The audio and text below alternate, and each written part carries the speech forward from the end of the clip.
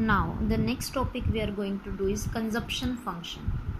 Consumption function refers to the functional relationship or algebraic relationship between C and Y. C here is consumption and Y is income. Clear? So when we define a relationship between consumption and income, it is termed as consumption function. We know very well when we earn income, then sum of its parts is spent as consumption expenditure. So in what proportion consumption is spent out of income, that functional relation is termed as consumption function. Clear? It is an algebraic equation. So algebraically it is represented by this equation where C is equal to C bar plus by.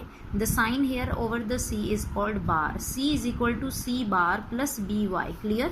Where C refers to the consumption, whatever the consumption we are going to do from the income. C bar is autonomous consumption. Autonomous consumption refers to that consumption which even exists at zero level of income. As I have earlier told you that whether income is zero, but still there are some minimum consumption needs that should be fulfilled. Clear? So C bar represents that consumption which even exists at the zero level. Clear?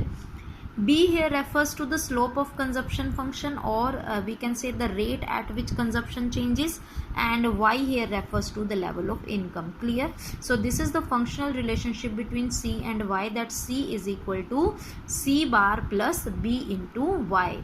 B refers to the rate at which some portion of income is converted into consumption, that is also known as slope of consumption function, and C bar, that is autonomous consumption. Okay, now we will do these terms in elaboration. Okay, what is the behavior of C with respect to Y? In order to know this, there are some important points you should know. First of all, there is always some minimum level of C even at zero level of income. Means even at the zero level of income some consumption exists. This is known as autonomous consumption. Clear? Consumption is positively related with income. It means if rise in income causes a rise in consumption, and vice versa, means decrease in income causes a decrease in consumption. It is a positive relation. Okay, the entire increase in Y is not converted into C. Means whatever the increment in Y is there, that all will not be converted into C. A part of it is also saved. Clear? So therefore the rate at which C increases is always less than the rate at which Y increases. Clear? It means when income increases, then some of its portion is to be consumed and the rest is to be saved. And with the increase in income, the consumption increases but not as equal to increase in income, because some of its parts is also saved, because savings are also increasing. Clear? So the rate at which C increases is less than the rate at which Y increases. Clear? It becomes more clear by watching this table of the consumption function.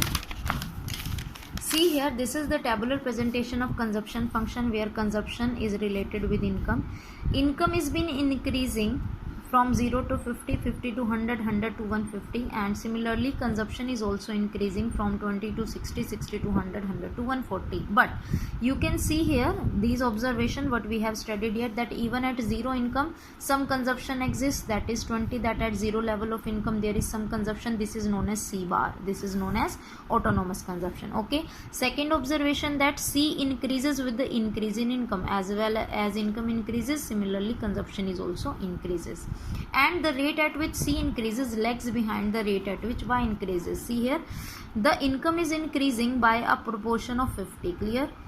Here it is increased from 0 to 50, 50, then 50 to 100, again 50, then 100 to 150, again 50. Clear? But consumption increases, rate is less than this. 20 to 60 it's 40, 60 to 100 is 40, 100 to 140 it's 40. Clear?